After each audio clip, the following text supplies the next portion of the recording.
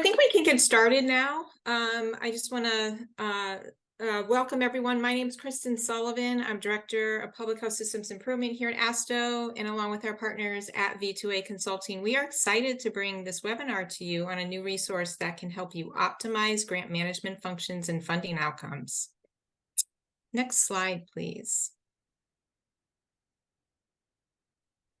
So I do want to mention the webinar is a service from the new ASTHO Star Center that supports administrative readiness and operational excellence by connecting public health agencies to resources, tools, and model practices that modernize and strengthen infrastructure and capacity. And you can see here on the screen, there are several topic areas listed, and these are areas where ASTHO is developing proactive services and products, or areas that public health agencies can request technical assistance. We're going to drop the link to the center in the chat, but you can always just Google ASTHO Star Center to get there, and you'll see that the GMO Toolkit is listed under the menu of services. Next slide.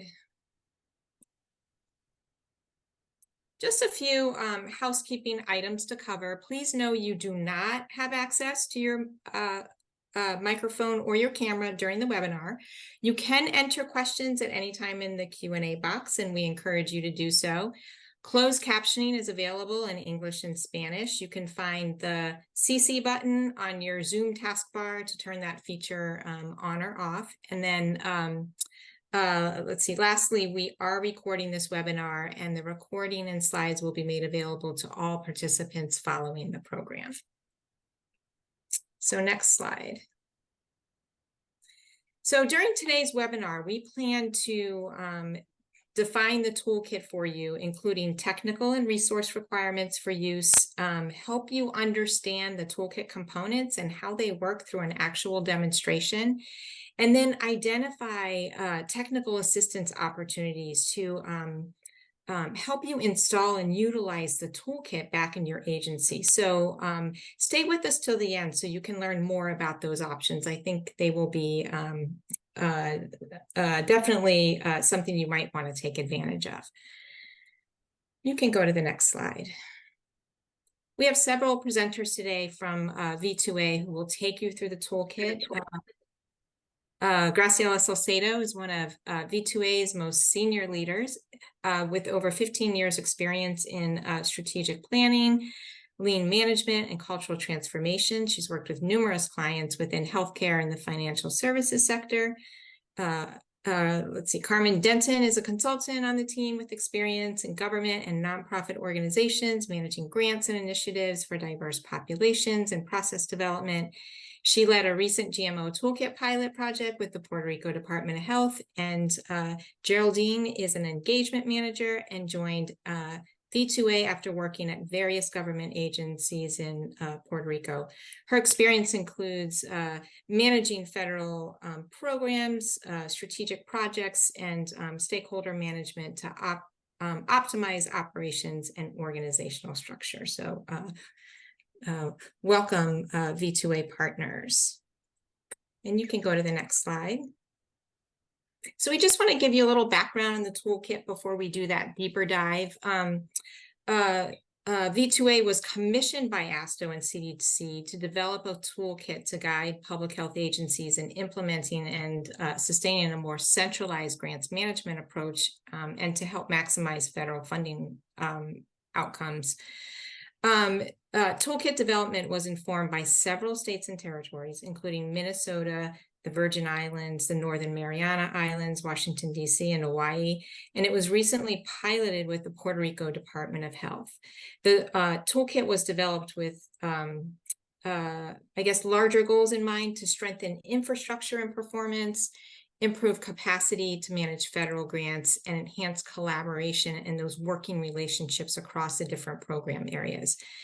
And so when you implement the toolkit to establish and sustain a centralized or a hybrid GMO, you can expect improvements in grant oversight, transparency, compliance, and more effective coordination across the program areas. And that's really important.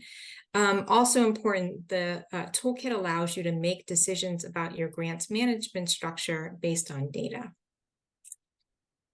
So next slide, please.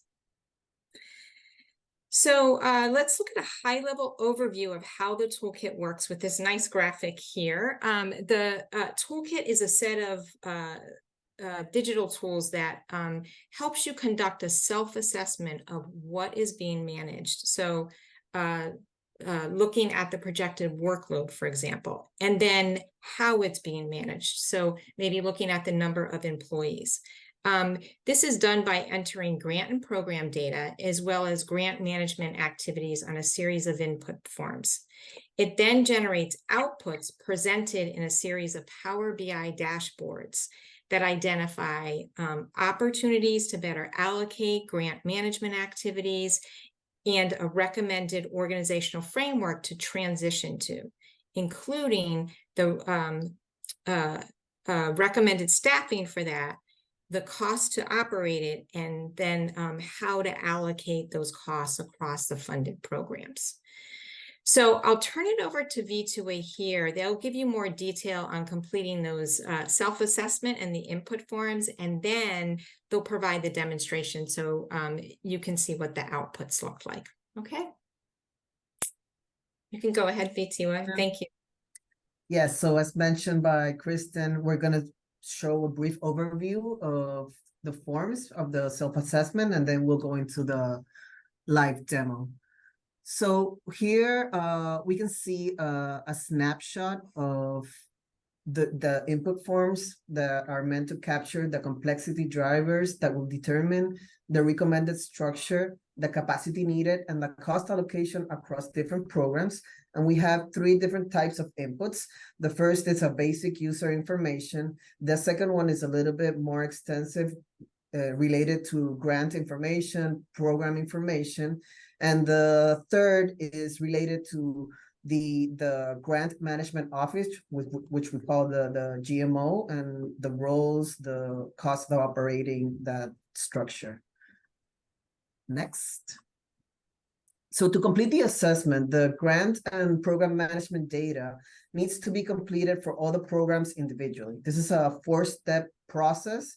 You start first by looking at the grants form, which is where we will capture all the active grants being managed by the program, with the amount, the duration, and any additional caps or administrative costs that might be on the grants.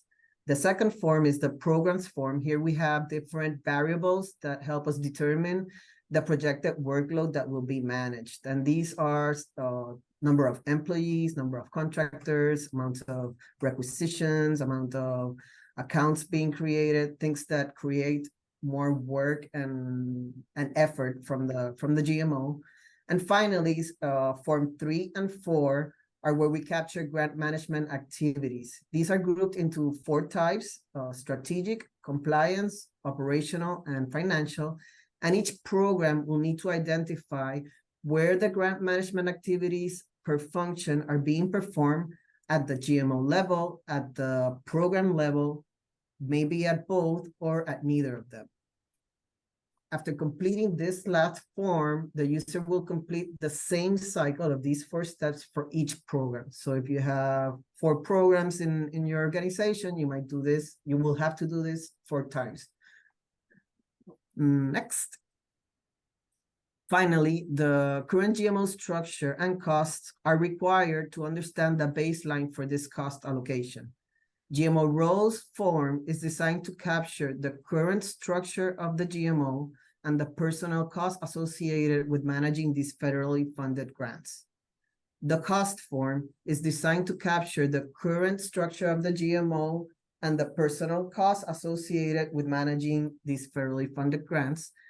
And finally, this last form is for the distribution of pre-work. And this is to ensure that we capture all the information related to the program to the output forms where the results will be showcased.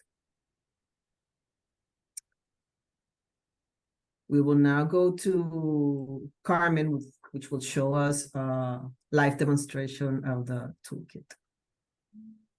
Great. Hi, everybody.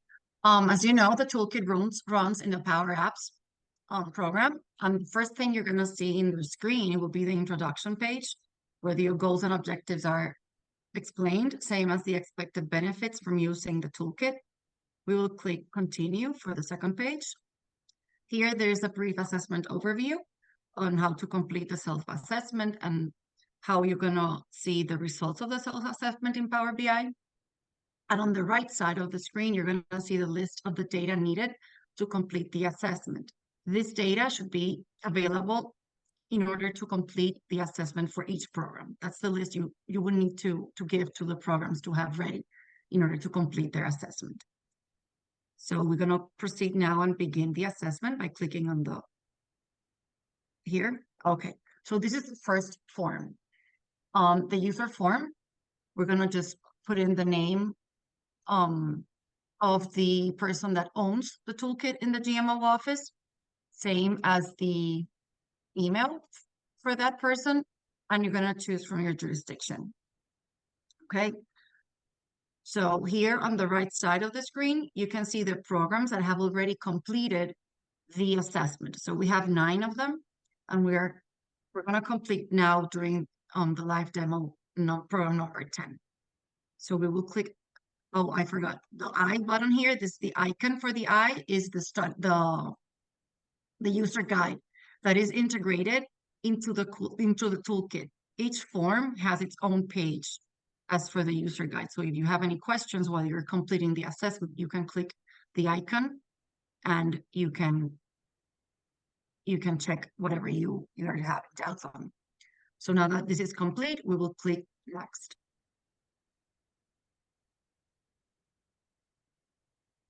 We're going to go now we're going to start now the self-assessment for the program that we're going to complete here. So as Geraldine explained, we're going to go through the 4 forms. We will click begin. Okay, so here we're going to select the program. This drop-down list that you see here, it's the data source data tables that each jurisdiction will have to upload when installing the toolkit in their SharePoint. So this is a data that Excel spreadsheets that you would have to upload also with all your programs. So in this case, we're going to go with health facilities, and we're going to answer the question of how many grants are funding this program. In this case, we're going to put input 2. So the 2 lines, one for each grant, will appear.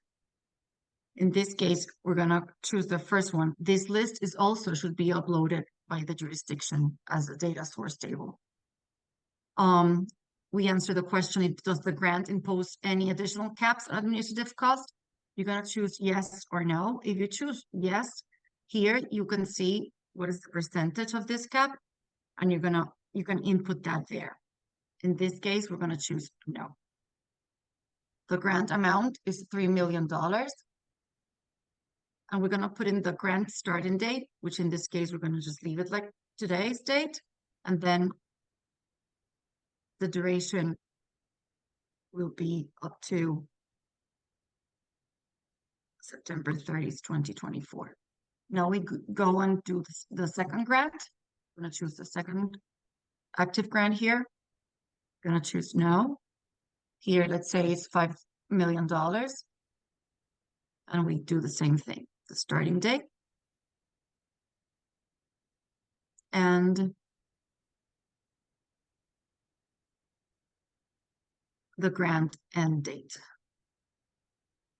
Now that we have completed both grants information, we just click the next form to proceed to the programs form.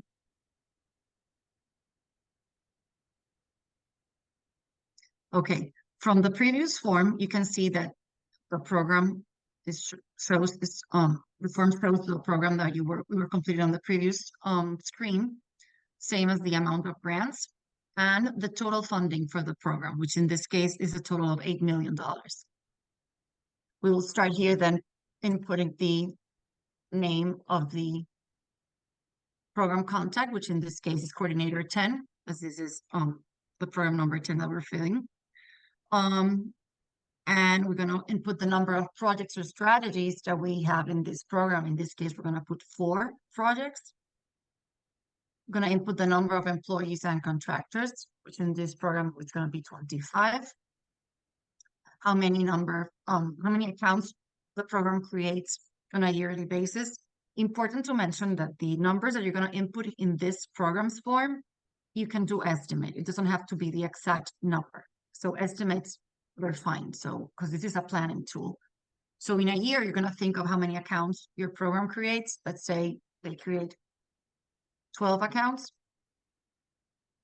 The number of financial transactions per year, this includes the payment of invoicing, payroll, accounts like transfers, all those financial transactions. Let's say you make 18 of them in a year, and how many drawdowns per year the program makes. Let's say you do 15. Let's say you do 12, I'm sorry. Okay, so the total number of requisitions. You have to take into consideration requisitions, supply requisitions, services requisitions, and equipment requisitions. So let's say you have 48 requisitions in all. Okay, now you have to think what percentage of those 48 requisitions you can consider them to be simple requisitions and complex requisitions. In the user guide, you will see that there are some parameters that we mentioned to you for you to consider when answering this question. So you have to take into consideration the dollar value of the requisition, how many approvals does the requisition would need in order to go to the next step to get approved, and any specification needed to submit a requisitions. Maybe you need to consult something with the IT department if it's a laptop or any type of IT equipment. So those things will take more time. So it means that it would take more effort from your part to complete the requisitions. So you have to consider that when answering this question. So in this case, we're going to just input 50 and 50%, so half and half. If your program is new or a continuation, this is where you're going to input that information. If program maturity, here we're going to choose that's a continuation program. If the program has any restrictions, let's say no. And if the program had any audit findings in the past year, so let's say no. Here, you can also see the information of the 9 programs that have been already completed with all the information. So in here also you can see the total of everything that have been input before. So now that this is ready to go, we just click Submit Program Data and continue to the next form. So here, the Grant Management Activities form, the fields in this form are designed to measure who is performing the grant management activities per function for each of the programs.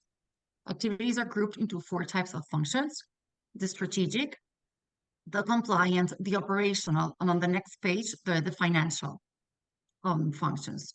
So the first one, which is the strategic, ensure that the grant opportunities are maximized and federal funds are strategically aligned with the public policy. The user will have to select from the list at which level the management activities of the program are carried out for these strategic activities. You are going to choose if the activities are performed at the GMO level, at the programs level, both, if it's a duplicity, and neither. So for the first one here, we're going to choose programs. And then for the rest of the activities, we're going to choose that they're performed at the GMO level.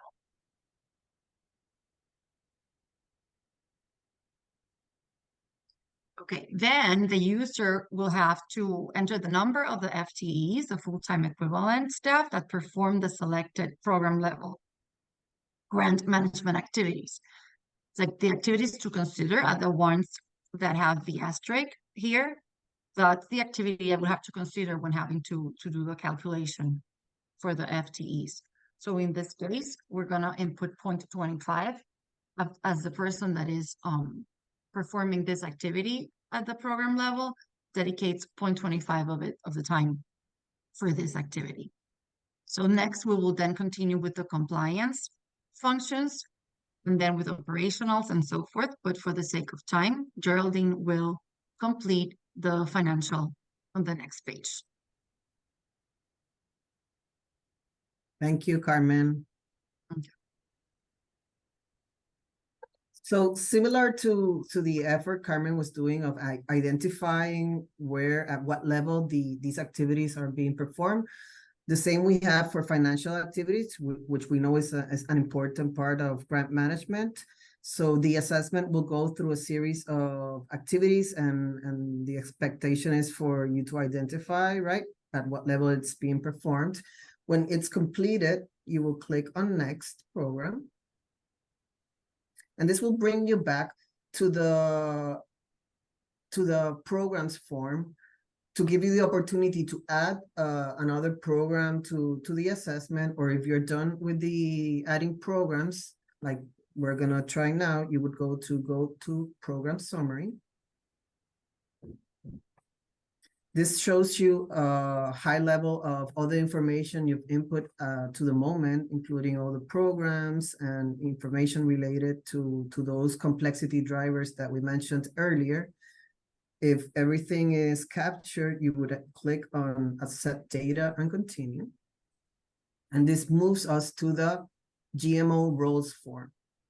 The fields in this form are designed to capture the current organizational structure of the GMO, understanding the specific roles and responsibilities that are being done at the moment, and the personnel costs associated with managing the federal grants.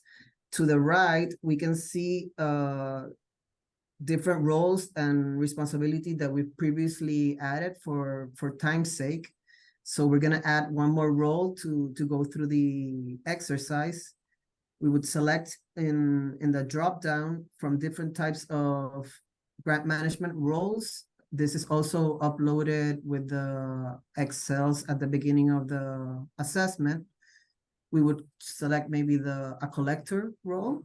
We would have to include estimated salary. Let's say it's $65,000, and select how many employees are doing that function right now. So let's say it's 1. Add some fringe benefits. And from the drop-down menu, we will select the function they are performing. So a collector is doing a financial role. And that is all we have to capture from this form.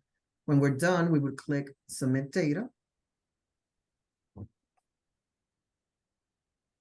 And if we have other roles to add, we will go through this process again. If we're completed, we can check at the bottom of the list and we can see that the collector has been added. We would go to Next Form. And now we're entering the cost forms. This form has fields that are designed to capture the current costs that are being incurred at the GMO. Maybe some of your GMOs don't have all the activities that are here. So if you don't have all these additional costs, you would just input 0 for, but we can go through the whole example. Let's say the electronic grants management system license, the passive users, maybe it's $1,000 versus active users that maybe it's $1,015. An estimate of the per person overhead cost rate, and let's say maybe there's $2,000 that we can allocate here.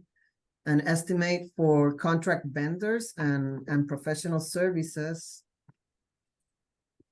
that's $30,000. And shared services, here we can consider all those expenses that might be happening at the health department, let's say human resources, financial services. Let's allocate maybe $70,000 here. Supplies, maybe $1,000 more. For travel, let's say we're not traveling, we're not expecting to travel, so we can enter 0. And for equipment, let's add maybe $1,000. So this is an estimate of the different costs that might be going on in the GMO. When we're complete with this, you would click on Save Cost Data. And this brings us to the last form, which is not really an input form. It's a form that ensures that the information we've entered before will be recorded at the output forms. This is a manual operation that is required to ensure that the correct transfer of data is completed. We have to the left some list of the submitted programs that we completed beforehand, and this last one that we included now, the health facilities, and this will help us guide us through going through the program validation. So we previously included all the other programs that were assessed. So right now we're only going to include the last one, which is the health facilities. We will look for that one in this drop-down menu. It will bring the administrative costs that will be assigned. This is from all the inputs that were gathered before. You will click next. And we can check on the bottom of the list, and here it's check if it's been included, health facilities. So if this was the last program we were assessing, we're done with the assessment, and we would just click on finalize assessment. And we are ready to see the results in our dashboard. Graciela will be showing us the Power BI results.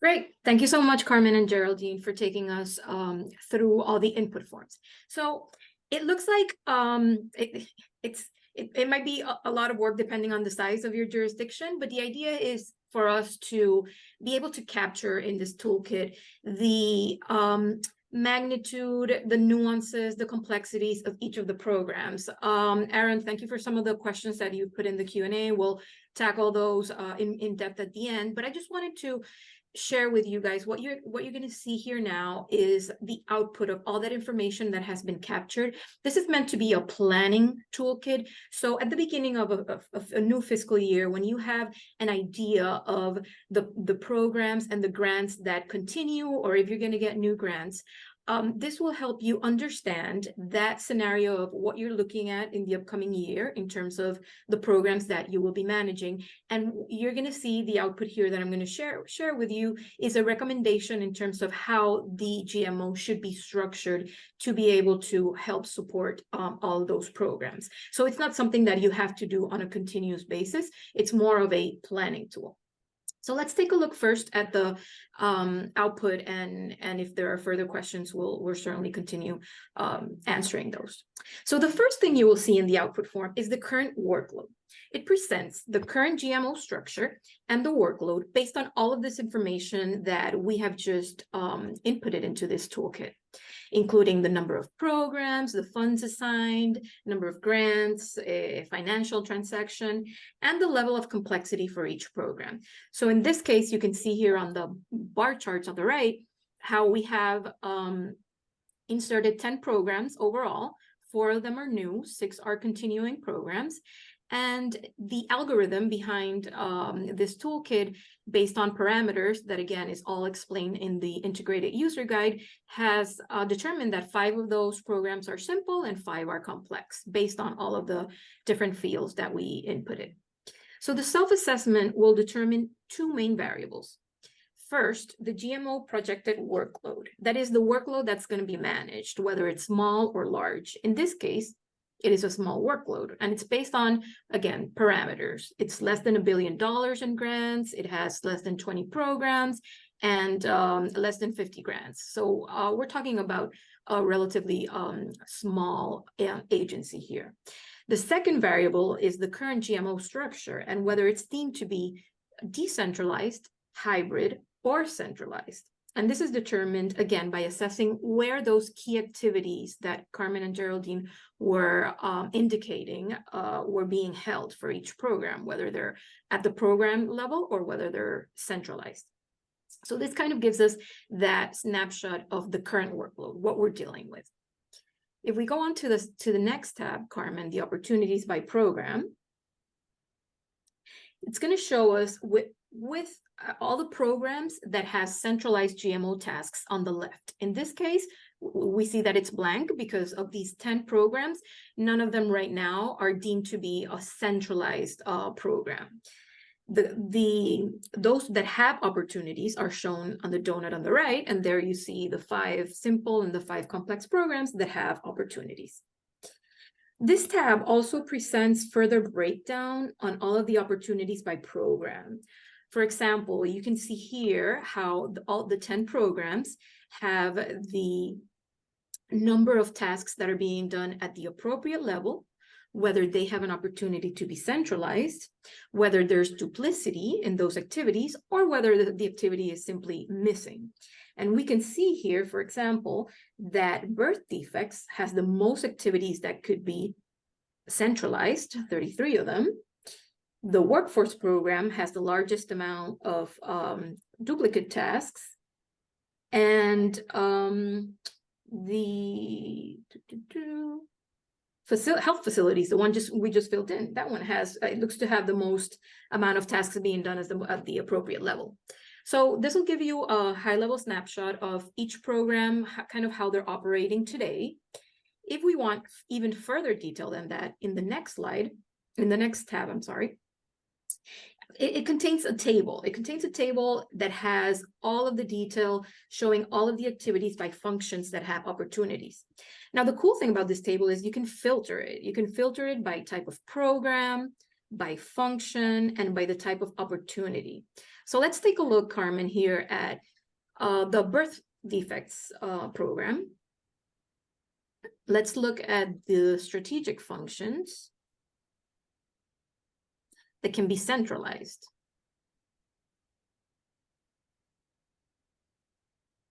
So here we can see that in this program, there are certain opportunities to centralize strategic functions around identifying and analyzing grant opportunities, providing guidance for proposal development. So this gives you an idea of what are some of those tasks that currently the program is working on by themselves, and the GMO could be able to support with. And again, this is all based on this visualizations of Excel spreadsheets that are behind all this, so you can easily download, export this data and leverage it for reference in the future. If we continue on to the next tab, which has the recommended structure, this tab is kind of the meat of it, right? It's kind of the punchline of everything we've been doing. Given the current workload that we just saw and the opportunities that we identified, the tool will recommend an organizational structure. Now, the user has the option to decide if they want to go to a fully centralized or a hybrid. Again, it depends on what your starting point is. If today you are a hybrid structure, and that you're going to see it in the first screen that we saw, you might want to move from a hybrid to a centralized. If you are more fragmented or decentralized today, you might want to go to a hybrid first and then to centralized. So in this case, we're going to choose to go to a centralized structure. Once the selection is made, the current employee configuration and cost is compared to a recommended structure and cost, and the employee gap is calculated. The structure is divided into the same 4 functions that we've been talking about: strategic, compliance, operational, and financial. As we can see, the current structure on the far left, on the chart in the far left, has 24 employees with a cost of $1.4 million.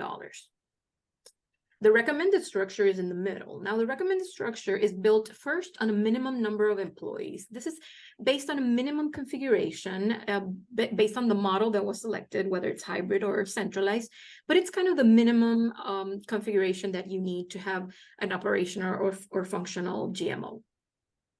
Additional recommended employees are then added to this base configuration in order to absorb the activities to be centralized from the program.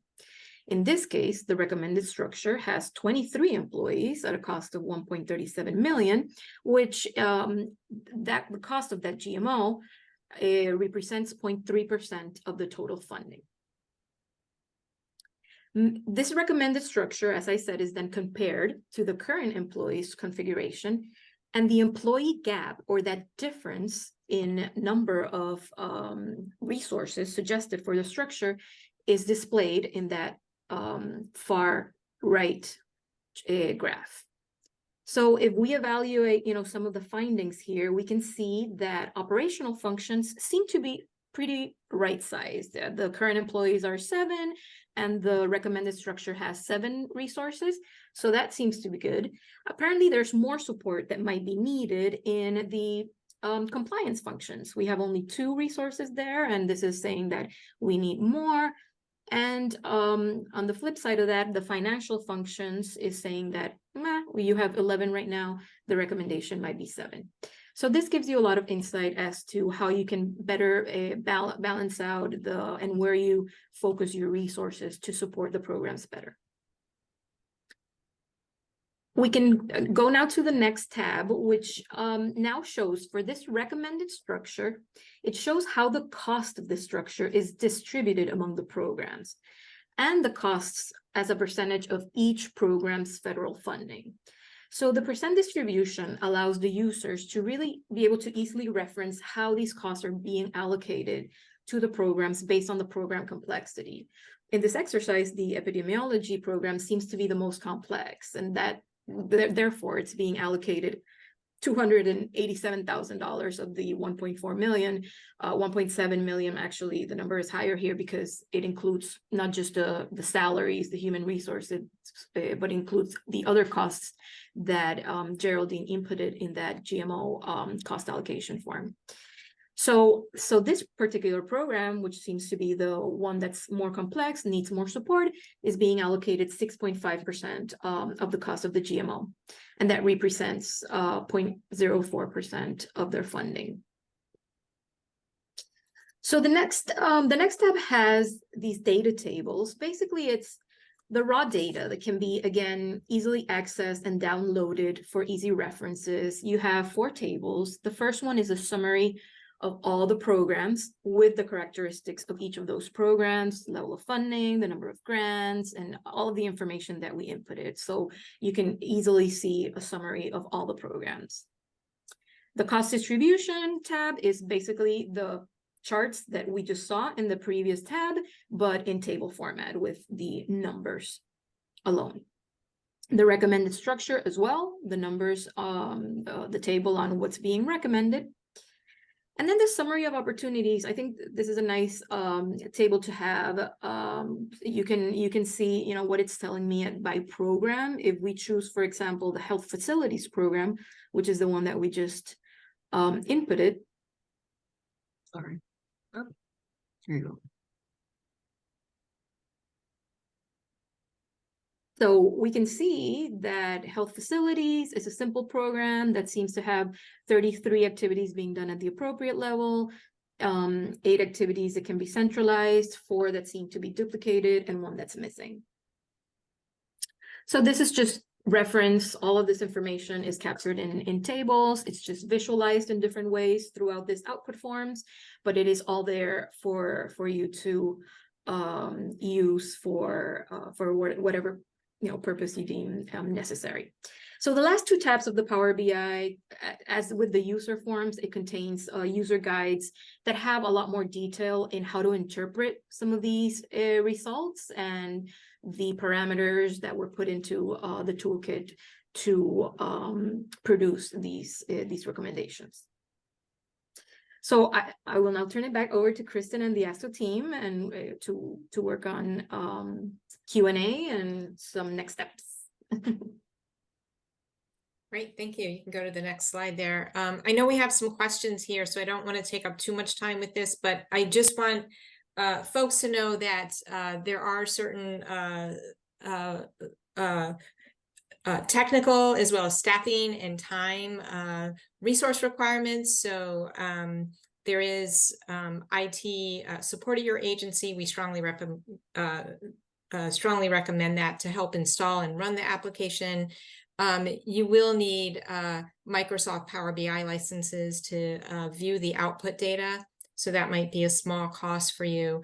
And then just the staffing and the time. We do recommend leadership support. Keep them in the loop. You are thinking about changing a structure, engaging a broader part of your agency in this work. So it's always great to keep them in the loop.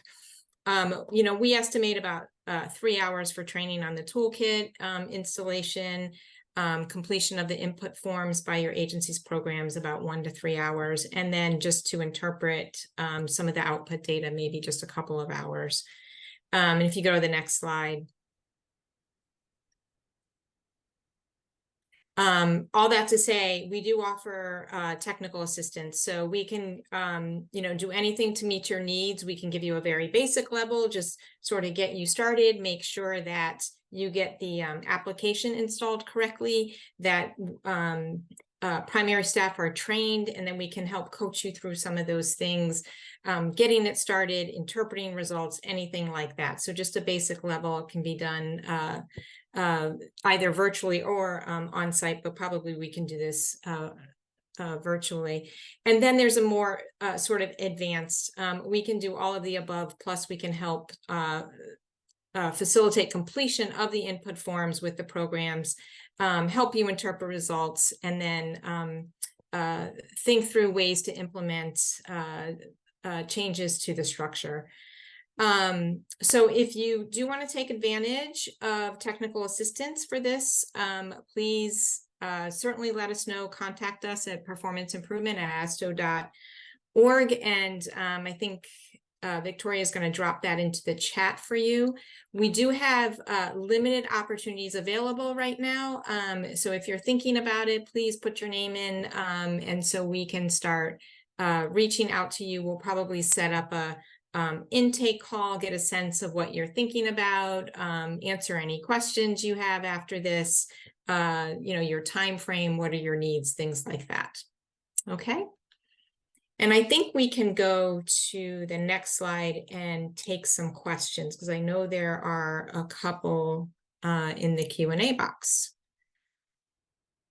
So we have one from Aaron Knight. How are new programs input into the toolkit throughout this year as new grant applications are submitted and awarded? Active programs and grants can only be input via a data collection spreadsheet. Yeah, so basically the idea is to do run this at the beginning of the year for planning purposes. Certainly there are certain cases, certain years, like we've lived the past couple of years, where unforeseen circumstances such as the COVID pandemic arises, and suddenly you have a big influx of grants and programs that you need to manage. At that point, the recommendation would be to run through the toolkit and see what kind of output you get. If there are just minor changes throughout the year, it might not cause such a big impact. And Carmen, correct me if I'm wrong, but you can go back into the toolkit and add new programs to see what kind of impact it would have on the output forms. And the second question, I think it goes along the same line. How do you edit the staff salary and fringe over time to account for raises and cost of living increases? So that typically happens, on a yearly basis, probably. So once the next time you go leverage the toolkit, you can input the new salary levels and fringe benefits. And there's a third question down here. Is there any assumption built in that an agency has grant management software, and or if an agency doesn't, will it be obvious in the results? That's a great question. So it's important to note that this is not a grant management software, right? This is more of a planning tool to recommend an adequate structure. We do account for the cost of managing that type of software in the GMO to be able to allocate those costs to the different programs. Now, I'm not sure, Geraldine or Carmen, if you have any perspective in terms of the tasks that are being done, whether there is specific ones that allude to the fact that if you have an electronic grant management software, it's more of a efficiency into the operations compared to nice to have. It's a nice to have. Yeah, it's a great tool to have, and it certainly helps with the interaction between the GMO and the program. Not sure that there's we've heard from the jurisdictions that use it, that some of the programs, it depends on the amount of active users. So that's why we ask for that difference, because it can have an impact in that GMO cost and how to distribute to the programs. Right. But as far as considering that variable in the recommended structure, whether it's going to be, you know, centralized or hybrid, and what's it going to give, whether there's an electronic grant management tool in place to support those activities, I'll go back and see if we can really take that variable into account, because I think it's a great point. I think when you do have a software tool like that, it does help with those with that kind of support. There's another question coming in. Is there a maximum number of grants that can be input? Can your tabs handle presenting an analysis for 100 grants instead of 10 grants? Carmen, do you know how many lines it can take for one program? I mean, you can input as many programs as you want, no limit on programs. In terms of the amount of grants, there's the one thing is through the input forms, but there's, again, all of this is managed with, it's based on Excel spreadsheets that if you want to, you know, make bulk changes, you can go into the Excel and add everything, and there's no limit there, you know, as far as the number of grants being managed. As far as how many come out in the form, not sure if it was like 20 or 30. Yeah, but I mean, we did in the pilot that we did here in Puerto Rico. We had one that had all around 13, I remember. But yeah, you can, as Graciela mentioned, you can put as many programs as you want. But in the screen, you could see more than 15 grants in that same page.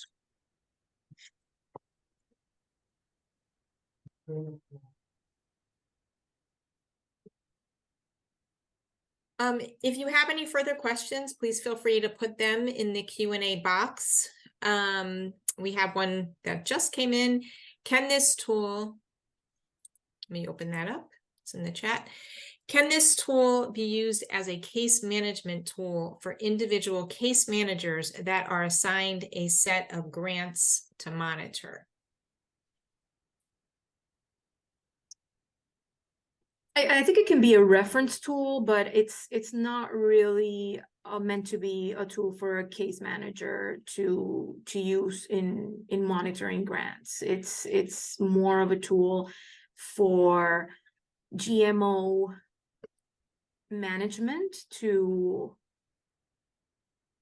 make sure that their operations, that their organizational structure, and their resources are planned to be able to support the different programs, but it is not a grant management software. Yeah, thank you. We do have someone that said, I am interested in the toolkit for South Carolina DHEC. And we would ask you to just send us an email with your name to that performance improvement inbox. I think we've already put that in the chat for you right above you. And then we can start to reach out to you and schedule an intake call to find out more information, check in on what exactly your needs are, and see what the best way is to help you out. But thank you for saying that.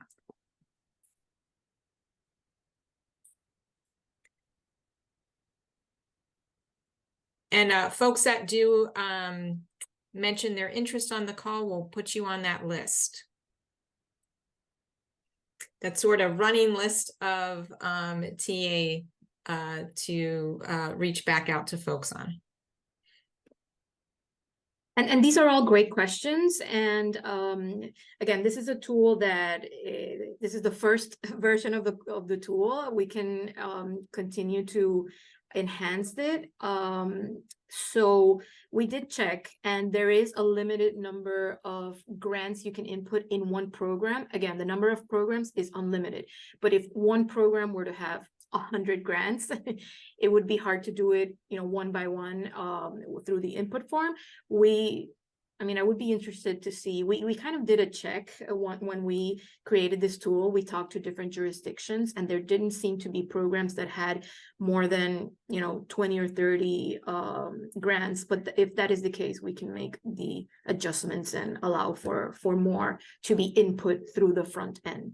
But again, the Excel, the back end, you can upload or input however many number of grants you want on the spreadsheets. If I can ask a question. Please do. Thank you. We have an electronic grant management system end to end. We have a help desk that answer questions, provide technical assistance. We will soon have what we call, technical assistants or specialists assigned to assist our grant managers with setting up grants, asking questions, but assign them by office, like women's health or immunization. Because we'll have 3 or 4 specialists, I'm thinking that we could, outside of the system, be able to assign them certain programs or a group of programs, 5 programs to this specialist, 5 programs to the next, and so on. The tool here provides an extra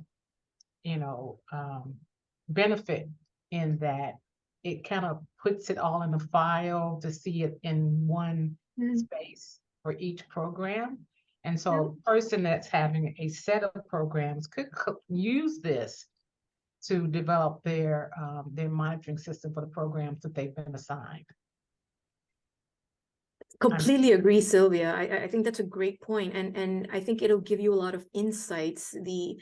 All the information you capture through this toolkit will help you balance out and distribute like the programs among those 3 or 4 resources that you have, so you can balance it out. For example, not give all of the very big complex programs to one person, and another one have smaller programs. This will help you determine how to distribute those workloads among those support resources that you have. So yeah, I agree that they could definitely benefit from the information collected in this toolkit.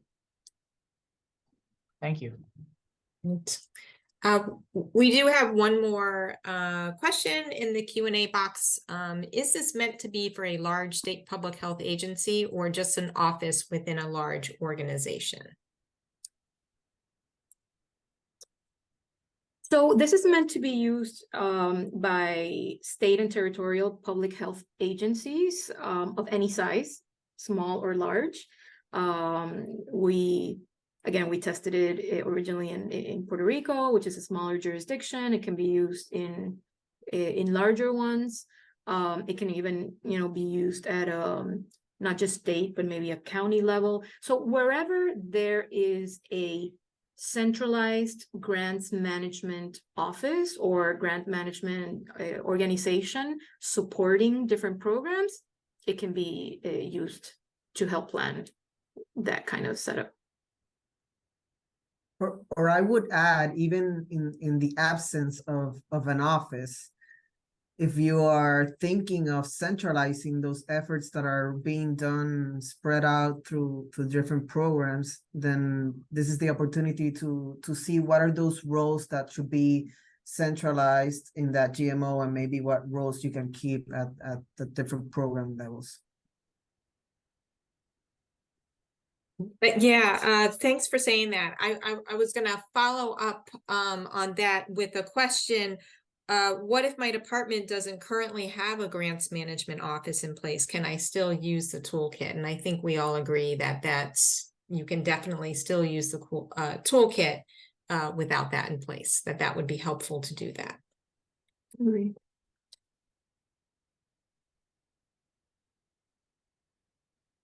We have another question in the chat. Which state has an end-to-end system, and will that state be interested in demoing it?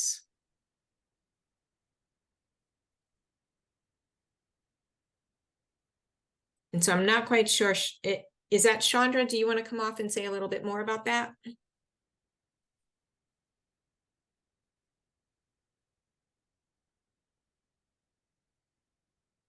Can you hear me, Christian? Yes, yes, go ahead, Chandra. Yes, I was trying to see who was that speaking just a minute ago that said they had an end-to-end grant management system that they can use this tool in conjunction with. Okay, Sylvia, and she's from Illinois.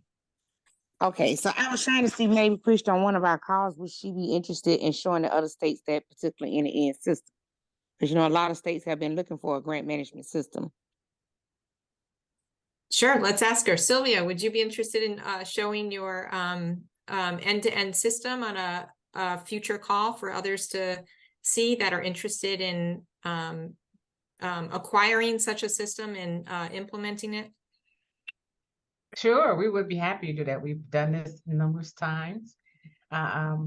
We currently use electronic grant management system, or what's called eGrams.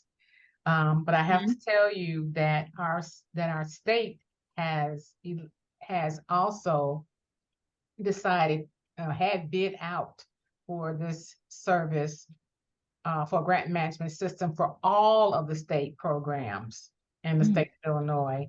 And that bid was not won by eGrams, it was won by Amplifund. Mm. And so I would talk offline about those.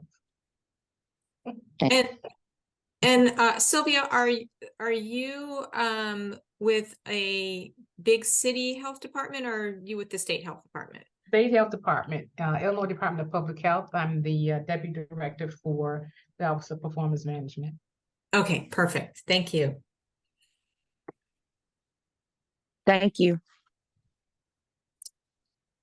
We have another question. Can ASTHO provide TA on grant management software options? Yes, we can. That's in the works. Thank you for saying that. And we'll note that down. There's another question as well. Who's just agreeing that they would love to see grant management software systems. So thank you for that. Do we have any other questions at this time? We are coming up to the end of our hour. We just have one more slide. I think if there are no other questions, just wanted to let folks know that there are additional resources. You can find them on the ASTHO Star Center website, as I indicated earlier. There's a great resource article, optimizing GMO structures and government agencies up there, along with the video tutorial that provides a nice little overview of the GMO toolkit.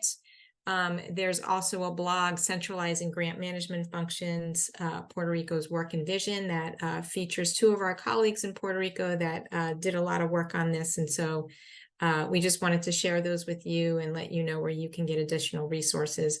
Once again, if you if you want to talk more about any options to implement the toolkit back in your agency, please contact us at performanceimprovement@astho.org.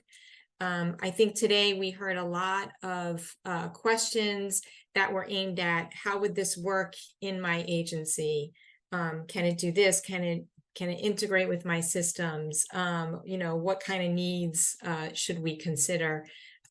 So I really appreciate that. And I think everyone's thinking about, how they could use this, how it could help them improve grants management. So we certainly thank you all for your good thoughts and your participation today. We do have an ask of you before you leave. Please, if you could either go to the bit.ly link, or if you could scan the QR code and tell us what you think of the webinar today. It's really important. We provide this information to our funders, and we also want to know that we're giving you information you can use. So we really appreciate if you could take a couple of minutes to complete that. And with that, let's leave that screen up for a little bit. But I do want to thank all our presenters today, doing a fabulous job. I want to thank everyone that jumped on the webinar and thought about things, contributed thoughts, contributed questions. Thank you all. And we have a lot of follow-up to do, and we'll be touching in with you shortly. So thank you, everyone.